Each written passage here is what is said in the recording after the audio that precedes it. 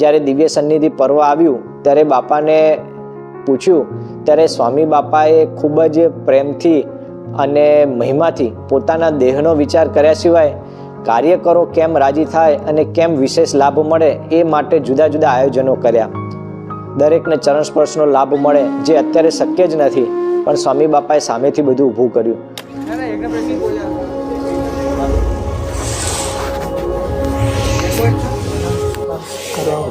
કરાવો છે. ટાઈમ બહુ લાગશે. શું કહો છો?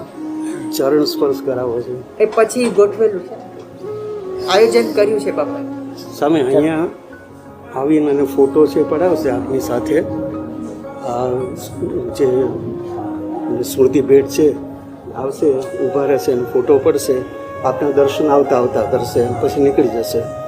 પહેલાંમાં તો સ્વામી ટાઈમ બહુ લાગશે.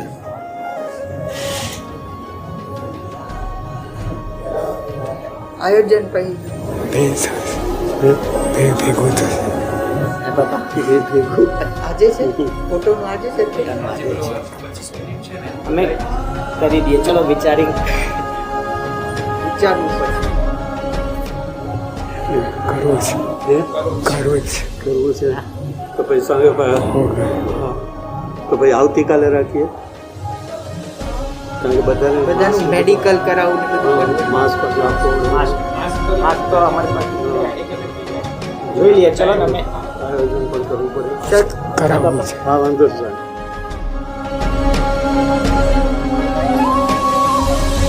પૂજ્ય વડીલ સંતો ના પાડી, પણ સ્વામી બાપાએ મક્કમતાથી કીધું કે ના, આપણે આ તો કરવું જ છે.